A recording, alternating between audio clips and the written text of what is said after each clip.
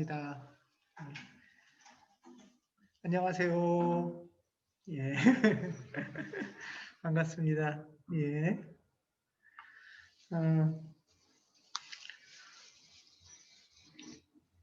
2021년 세 번째 주일이 됐습니다. 우리 새해 맞이하면서 2021년 1월에는 우리의 소명, 부르심에 대해서 묵상하고 나누고 있습니다. 이런 말씀이 있어요. 이런 구절이 있어요. 짧은 인생에서 나의 소중한 시간과 재능과 재산을 바쳐야 할 일은 무엇이고 또 그것을 어떻게 알 수 있을까? 우리의 인생은 되게 유한하잖아요. 시간은 한정되어 있습니다. 재능도 한정되어 있고 재산도 한정되어 있는데 그런 소중하고도 유한한 시간, 재능, 재산을 어디다 바쳐야 할까? 또 그걸 어떻게 알 수 있을까? 이 질문은 종교인이건 비종교인이건 누구나 묻는 질문일 겁니다.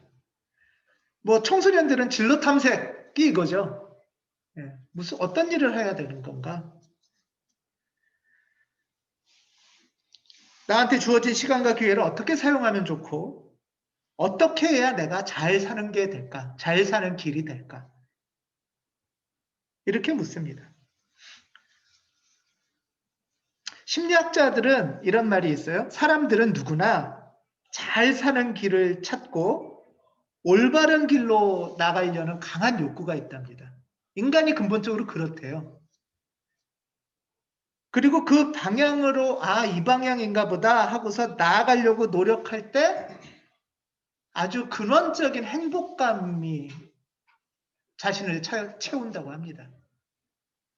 여러분들 그런 경험 있으시죠?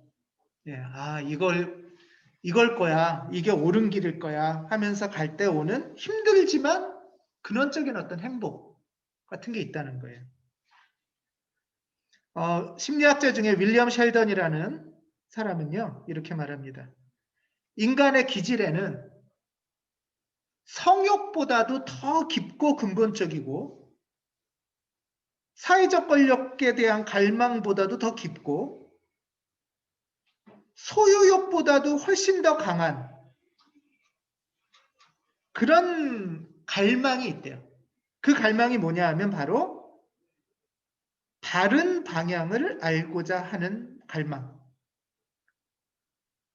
그리고 근원적으로 그 바른 방향으로 나아가려고 할 때 인간은 직관적으로 행복감이라는 걸 만나고 건강함을 경험하게 됩니다. 이게 심리학적인 실험의 결과들이에요. 칼 융 역시 이런 자신의 옳은 삶의 길을 탐구하고 택하고 실천하는 과정에서 근원적인 치유가 일어난다. 이렇게 말합니다. 이게 소명인 거죠. 우리 그리스도인들에게는. 이게 그리스도인들에게는 소명이고 다시 말하면 하나님이 우리를 부르신 이유인 거예요.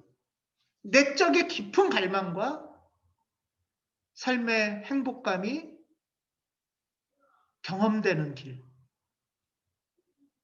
그 길을 하나님은 우리에게 보여주시고 싶은 것이죠.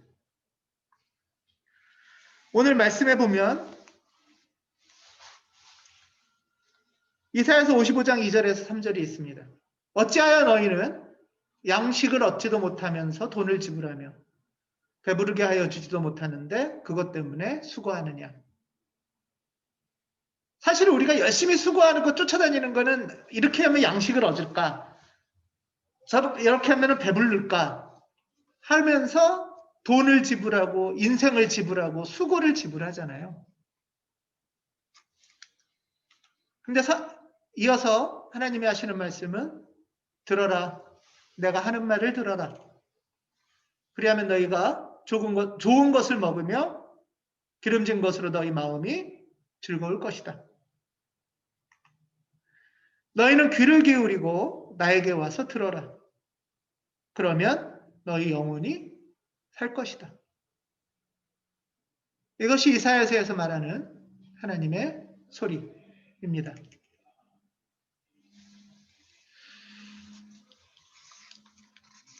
우리가 지난주에 그래 그러면은 네 알겠습니다 하나님, 우리가 어떻게 하면은 제가 어떻게 하면 하나님의 소리를 들을 수 있을까요? 하고 이제 물었잖아요. 그걸 위해서 기도원도 가고 성경책도 보고 누군가한테 물어 다니고 그러죠. 청소년들도 진로 탐색을 그래서 하고 어른들도 이런저런 지혜자들을 찾아다니기도 합니다. 근데 그 중에서 우리 이 책을 기준으로 우리가 같이 나눠보기로 했었잖아요. 존 니프시가 쓴 신성한 목소리가 부른다. 이 책에는 세 가지 우리가 소리를 들을 수 있는 영역이 세 가지가 있다고 해요. 하나는 내면의 소리. 나의 속에서 어떤 이야기가 나오고 있나.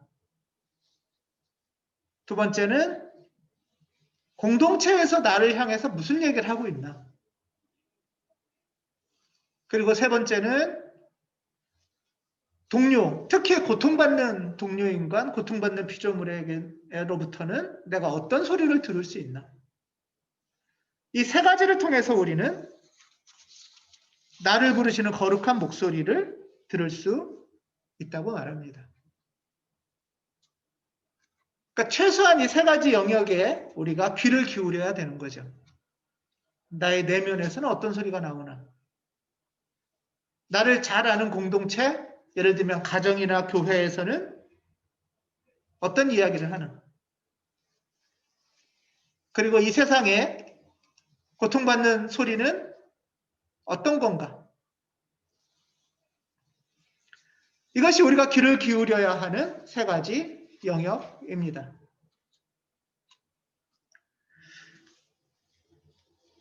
근데 참 아이러니하게 하나님 저한테 잘 들려주시면 제가 그 길을 따라서 가고 그렇게 살겠습니다.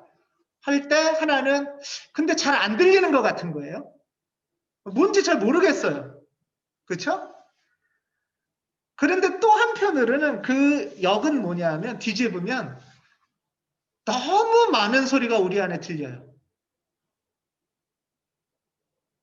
너무 많은 이야기들이 내 속에서도 올라오고 주변에서도 이야기를 한다는 거예요. 자, 내 안에 많은 소리가 나는데 내가 어떻게 이제 진로를 탐색해야 될까? 현민이 이런 질문 하죠. 예, 한유도 할 거고요.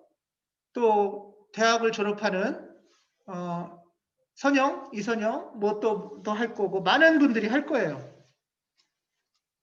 그런데 이런저런 소리가 들리는 것 중에는 이런 소리도 들릴 거예요. 속에서 되게 좀 걱정되고 겁난다. 이런 두려움의 소리도 많이 들릴 거예요. 근데 또 한편으로는 에이 귀찮아 잘 모르겠어 이런 소리도 들릴 거예요. 그렇지 않아요? 아유 귀찮기도 하고. 주변에는 우리의 수많은 정보들이 있어요. 여러분 물건 하나 사시려고 해도 인터넷으로 물건 하나 사려고 해도 어떻게 하시죠? 수많은 소리 들어요. 예. 얘는 뭐라고 하는지 쟤는 뭐라고 하는지 댓글은 뭐라고 하는지 왜 이렇게 수많은 소리를 듣죠? 잘못 살까봐. 괜히 바가지 쓸까봐. 비싸게 살까봐. 그쵸? 예. 그러니까 이것저것 정보를 많이 들으면서는 잘 사고 싶다는 마음도 있지만 두려운 마음도 있고 사놓고 나서도 또 잘못 샀으면 잘못 샀을까봐 걱정되기도 하고 사실 우리는 많은 소리를 들어요. 물건 하나만 사더라도 좀 비싸게 사면 어떡하나. 그리고 또 막상 샀는데 조금 더 싸게 사는 물건이 나오면 후회되기도 하고. 부모님들은 아이들 학원 정보가 되게 그럴 겁니다. 이 아이를 어디로 보내야 되나? 뭘 가르쳐야 되나? 어느 선생한테, 어느 학원에?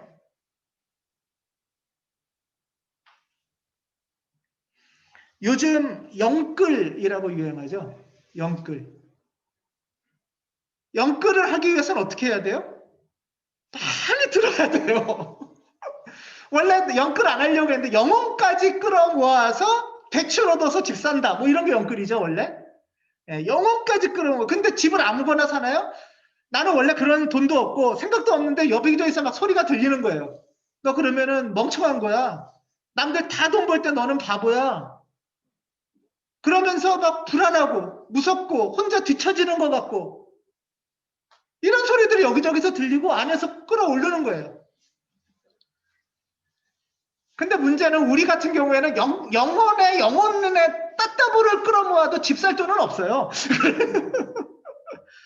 그러니까 끌어모아서 그 다음에는 뭐를 해요? 주식을 사죠. 주식은 뭐 500만 원도 사고 1000만 원도 사고 2천만 원. 그러면서 여기저기 소리가 들려요. 야, 누구는 한 달 만에 뭐 1000만 원 벌었대. 자, 누구는 한 달 만에 2천만 원 벌었대. 이 소리가 들리면 여러분, 아, 이번 달에 내가 일 열심히 해야겠다. 이런 마음 드시나요? 그런 마음 안 들어요. 그렇지 않겠어요? 일하는 게 바보 같은 거예요. 일하는 게 바보 같고 열심히 일하는 게 더 뒤처지는 것 같고 남들은 다 저렇게 잘 나가는 것 같은데 나만 멍청한가 싶어서 불안하고 이런 소리들이 우리를 계속 진짜 볶듯이 볶아요.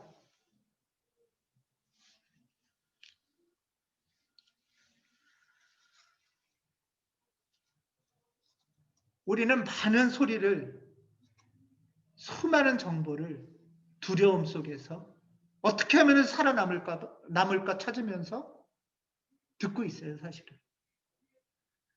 그런데 이 지금 요 영역에서의 소리를 듣고 있는가 하는 거는 생각해 봐야 되는 거죠.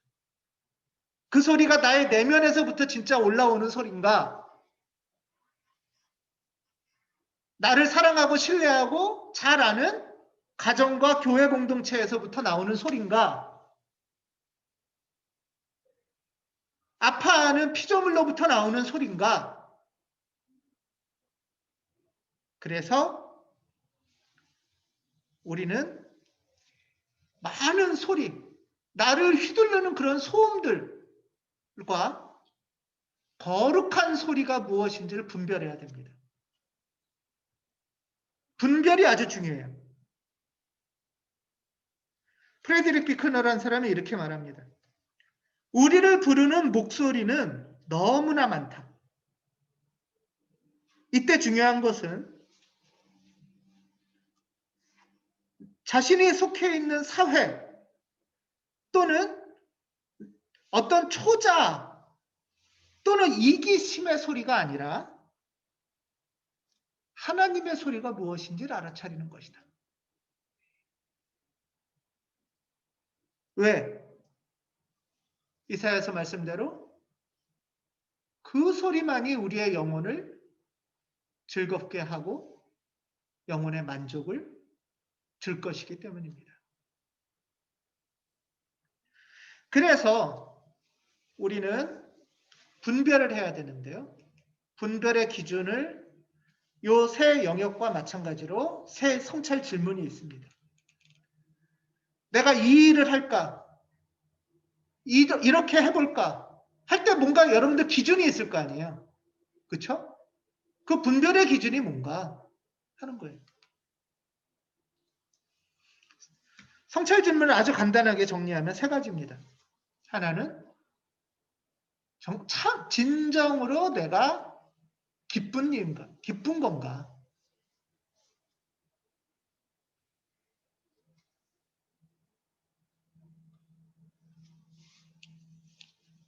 나는 현민이도 또 한유도 이런 질문들을 좀 분별했으면 좋겠어요. 내가 참으로 기쁜 게 뭔가? 어떤 일인 건가? 두 번째는 그 기쁨이 공동의 유익이기도 한가? 나는 기쁜데 내가 기쁠수록 누군가가 계속 고통스러워. 내가 기쁠수록 누가 계속 힘들어. 그렇다면 이건 어떻게 돼야 되는 건가? 세 번째는 나도 기쁘고 공동의 유익도 된다면, 그렇다고 해서 다 할 수 있는 건 아니잖아요. 내가 할 수 있는 건가? 이 세 가지를 존 니프시는 성찰 질문으로 주고 있습니다.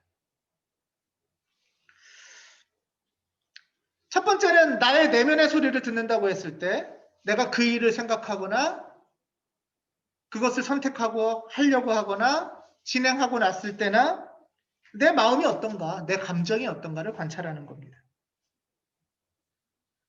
하긴 하는데 계속 불안하거나 초조하거나 억울하거나 화나거나 쫓기거나 한다면, 또는 분노 속에서 복수심으로 한다면, 공부 열심히 하는 아이들 중에도 복수심으로 공부 열심히 하는 아이들도 있어요.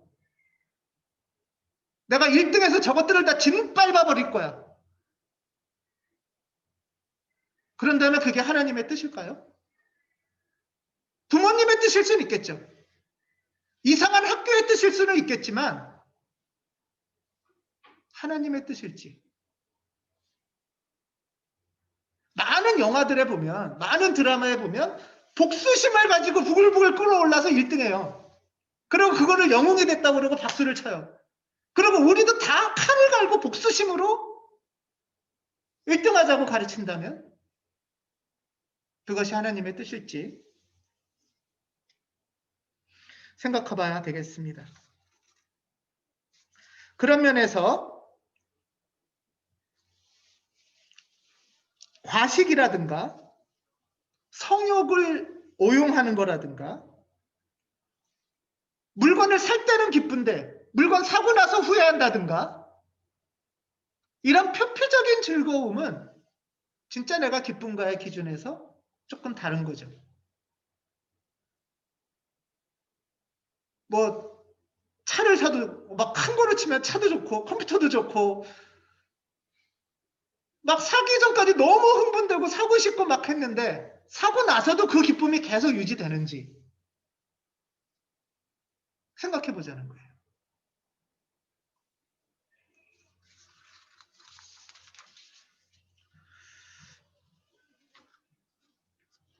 분별에 있어서 가장 중요한 첫 번째 기준은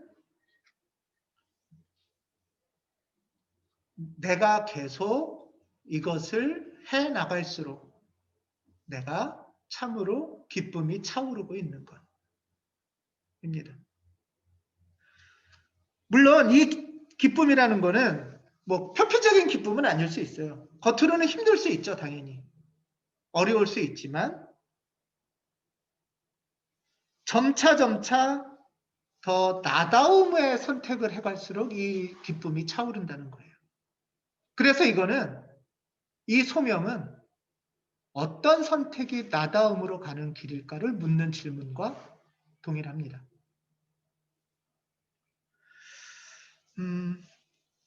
두 번째는 세상의 유익인데요.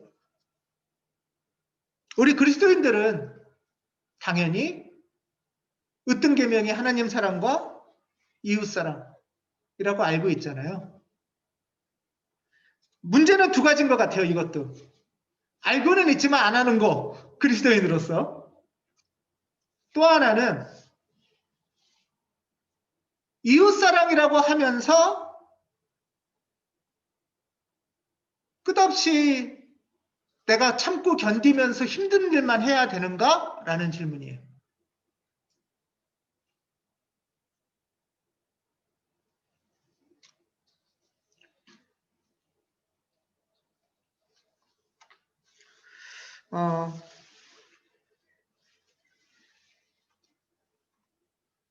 기독교인들이니까 참고 견뎌야 된다라는 말을 많이 들을 수 있는데요. 그게 정말 하나님 뜻인지를 우리가 물어봐야 된다는 거예요. 하나님은 원하지도 않으시는데 내 혼자 십자가를 져요. 그리고 하나님 때문에 내가 하는 거래요. 그러면서 사실은 내 내면에는 기쁨이 차오르는 게 아니라 원망이나 분노나 보상 심리가 차올라요. 내가 이렇게 참았으니까 뭔가 해주겠지. 내가 이 정도로 견뎠으니까. 이거는 왜곡된 금욕주의입니다.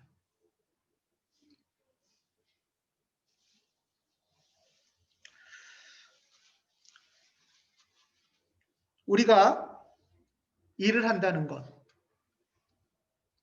그것은 두 가지 의미인데요. 일을 통해서 그 결과로 돈을 벌어서 그 돈으로 교회도 헌금하고 가정도 부양하고, 그것이 아주 중요한 공동의 유익이죠. 예. 그것을 위해서 우리가 일을 하죠. 그런데 또 하나 중요한 거는 뭐냐면, 일의 결과로 돈을 얻는 것과 더불어 그 일의 성격 자체가 공동의 유익인가를 생각해야 됩니다. 교회에서 옛날에 잘못한 건 뭐냐면, 헌금을 많이 하는 것만 좋아했지 무슨 일에서 헌금했는지는 관심 없어요. 그러고 그렇게 많이 해서, 헌금 많이 해서 좋은 일 하면 됐다, 이런 식의 왜곡을 한 거죠.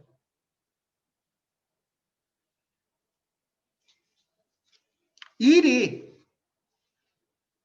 하나님과 함께 할 수 있는 일, 그것이 굉장히 중요합니다.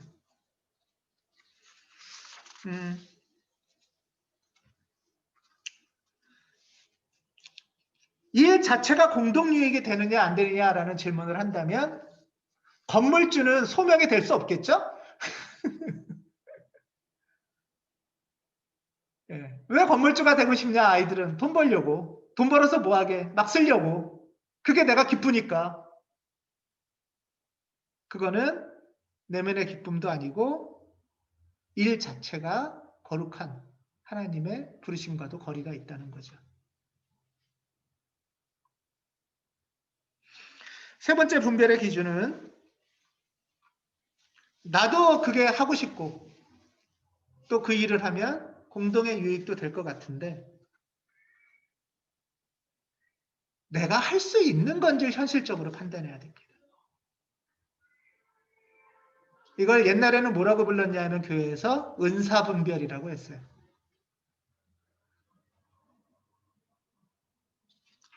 우리는 누구나 어떤 거는 잘하고 어떤 거는 못합니다.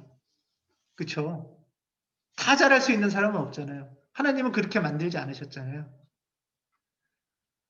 그러니까 네가 마음만 먹고 원하기만 하고 노력만 하면 너는 뭐든지 할 수 있어. 이건 잘못된 거죠. 할 수 있는 영역이 있어요. 재능이 있고 은사가 있고. 그리고 할 수 없을 때는 할 수 없다고 고백하는 것도 용기 있는 선택이죠. 이 부분은 제가 부족합니다. 아이들한테도 그런 거를 가르쳐야 되겠죠. 할 수 없는 거는 할 수 없음을 인정해야 돼요. 그래야 도움을 받겠죠. 그 부분은. 은사나 재능은 나도 관찰해야 되고 나를 잘하는 공동체나 가정에서도 잘 관찰해야 될 겁니다. 저는 은사나 재능에는 여러 가지가 있는데 체력, 나이, 성향 이런 것도 다 포함된다고 봐요. 내가 축구를 하면 너무 좋고 축구를 했을 때 많은 사람들한테 도움이 된다고 생각하는데 내가 나이가 50이 넘었어. 그러면 이제 축구 선수는 못 되겠죠.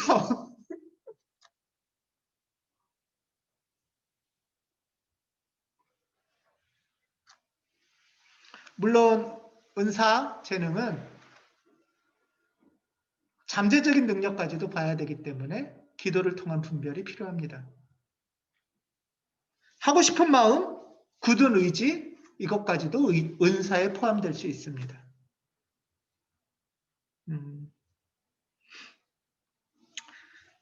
예를 들면 저는 말하는 은사가 별로 없어요. 말을 잘 못해요, 원래. 그렇게 생각하시죠? 그리고 사람하고의 관계도 잘 못 맺어요. 사람을 어떻게 대해야 될지 이런 걸 되게 못했어요. 그래서 그러니까 제 기본적인 부족한 은사예요. 말도 잘 못하고 사람들하고의 관계를 어떻게 맺어야 될지도 잘 모르고 잘 경청도 못하고 이런 게 제 부족한 은사 능력이었는데, 그래서 저를 잘 아는 사람들은 목사하면 안 된다 그랬었어요. 그리고 목사의 길을 갈 때 굉장히 많이 저를 위해서 기도를 많이 해줄 수밖에 없었겠죠.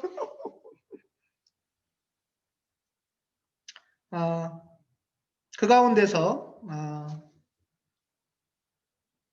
하나님이 이렇게 은사를 개발도 해주시고 또 제가 없는 부분이 뭔지 알기 때문에 저의 고유함으로 더 목회를 하고 신앙생활 하면서도 저의 고유함의 길로 조금 더 나아갈 수 있도록 도와주시기도 했고, 그런 분별을 하면서 이 자리까지 왔습니다. 우리가 분별을 한다는 것은 뭐 아주 큰 것일 수도 있어요. 진짜 장기적으로 직장, 직업인 것도 있고 진로일 수도 있죠. 또 좀 작게는 어떤 물건을 살 때일 수도 있어요. 아이와 어떤 것을 결정해야 할 때일 수도 있어요. 사실 우리는 다 분별의 과정 가운데 있습니다. 그때 어떤 것을 선택할 때 이 세 가지의 질문은 하나님이 우리를 초대하시는 질문일 수 있습니다. 그리고 이런 분별을 하려면 전제가 또 하나 중요한 전제가 있는데요. 하나님이 이렇게 요청하시는구나. 내 안에 이런 기쁨이 있고 이런 일을 할 때 나만이 아니라 우리 가정, 우리 사회에도 도움이 되는구나. 또 내가 열심히 노력하고 애써가면서 하면 가능성의 길들이 있겠구나. 이런 것들을 한다는 건 뭐냐 하면 그렇게 판단이 됐을 때 선택할 수 있는 여건이 돼야 되잖아요. 예를 들면 이런 거예요. 군대를 갈까 말까를 분별하시나요? 한국 남성이? 이런 거죠. 하나님은 우리가 분별하고 하나님의 길로 가기를 원하시는데 이 사회는 분별과 상관없는 강요와 억압이 꽤 많이 있습니다. 그런 면에서는 하나님의 뜻을 거역하는 제도와 구조들이 많다는 거죠. 군대까지는 아니지만 중학교에서 고등학교 가고 고등학교에서 대학교 갈 때 학교를 내가 계속 갈까? 분별해 보셨나요? 이거는 눈에 안 보이는 구조적인 강압들일 수 있죠. 학교를 졸업하면 남성들은 군대 갔다 오면 취직하고, 취직하면 결혼하고 나면 애 낳고, 그런 중요한 인생의 결정들마다 하나님과 같이 분별해 보셨나요?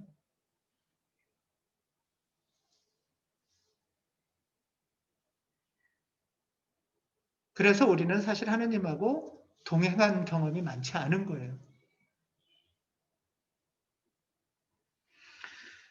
소명분별은 사회적인 억압이나 부모의 강요 또는 나 스스로 갖고 있는 전제들이 뭐가 있는지부터 파악하는 것이 분별의 과정이기도 합니다. 그래서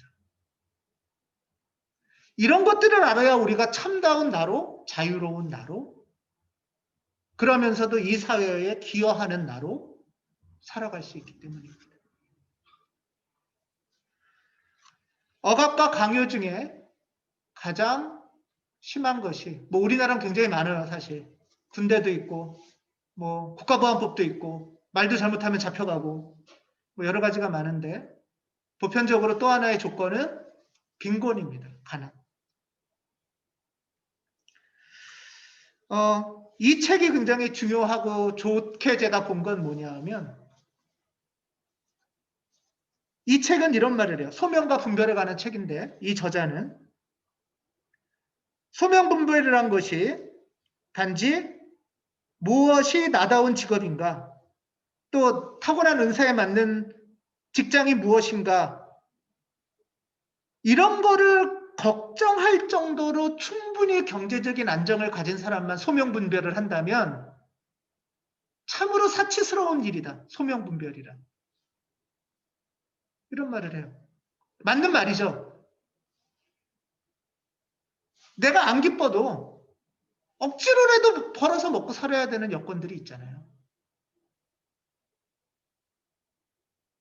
교회는 그것을 외면한 채 너에 맞는 은사를 찾아서 가라는 허황된 이야기를 하면 안 됩니다.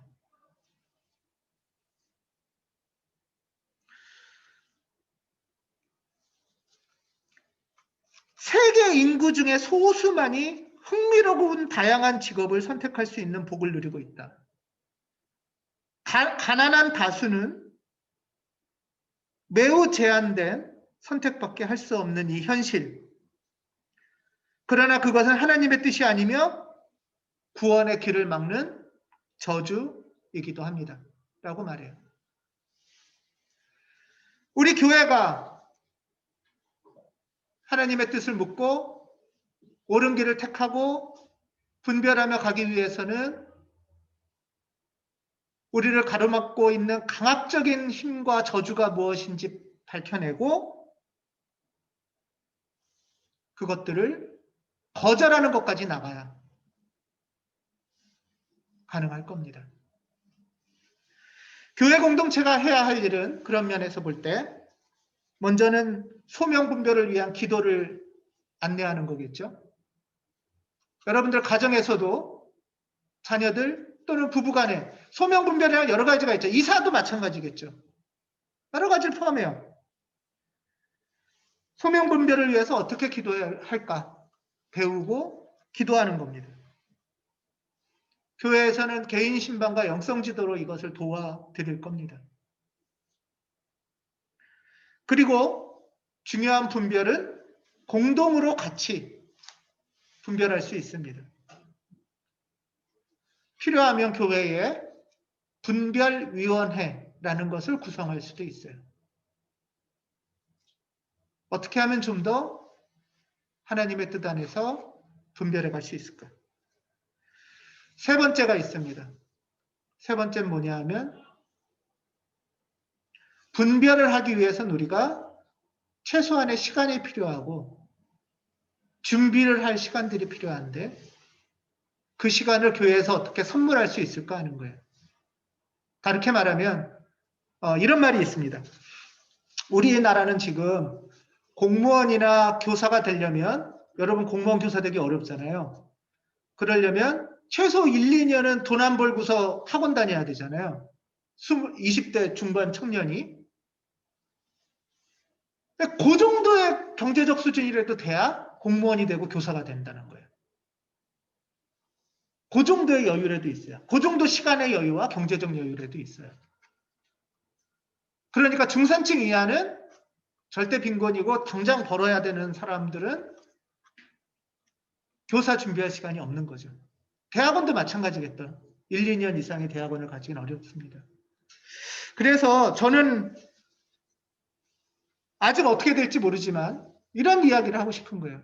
예를 들면은 우리 교회에서 1년에 한 명이라도 만약에 1년간 학원비를 지원해 준다, 누군가를.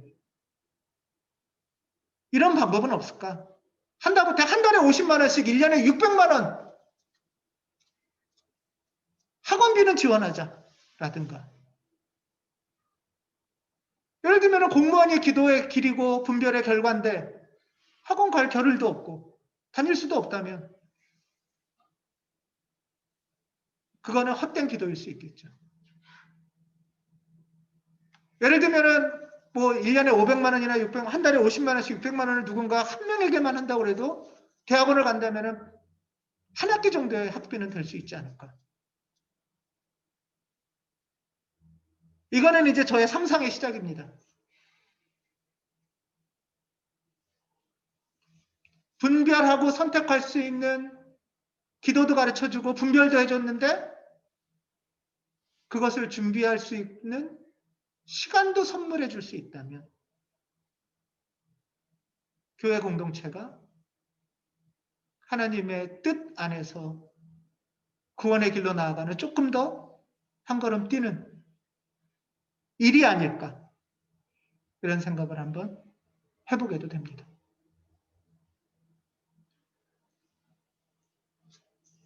요청도 있고 실현도 하기 위해서 힘도 써야겠죠. 하나님 안에서의 분별과 기도는 이런 상상과 연대와 실천으로 가능하다고 봅니다.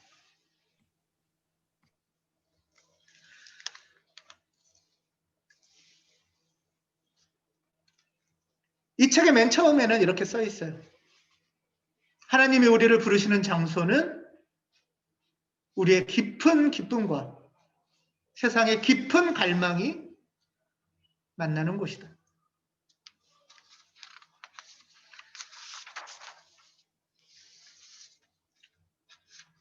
소명은 불타는 마음의 길이라고 합니다. 그만큼 소명의 삶은 깊은 기쁨이고 열정입니다. 이 깊은 기쁨은 그리고 언제나 사적 이익이 아니라 모두에게 기쁨을 주는 공동의 유익이 되는 길로 인도합니다. 이것이 바로 그리스도인들의 기도의 목적이고 신앙 성숙의 표징입니다. 의무감에 짓눌려서 그리스도인으로 사는 것도 아니고 나 혼자 기쁘자고 그리스도인으로 사는 것도 아닙니다. 나의 내면의 깊은 기쁨과 세상의 깊은 갈망이 만나는 지점. 그 지점으로 우리를 부르시는 하나님의 거룩한 목소리에 귀 기울이는 2021년. 또 그 분별을 위해서 같이 기도하고 분별하고 선물하는 가온 공동체가 되기를 주님의 이름으로 간절히 기원합니다. 기도하겠습니다.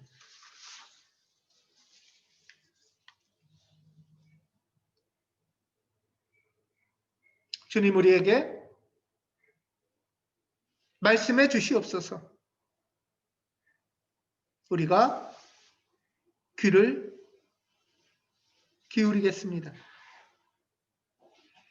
주님, 우리를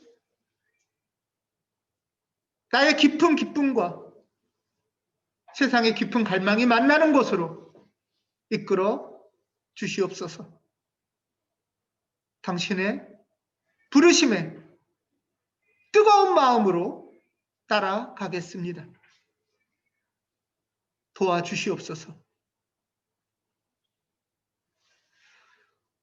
우리의 일이 그저 돈 버는 수단만이 아니고 우리의 과제가 그저 어쩔 수 없이 해야 되는 의무만이 아니게 주님께서 함께하여 주시옵소서. 주 예수 그리스도의 이름으로 기도합니다. 아멘.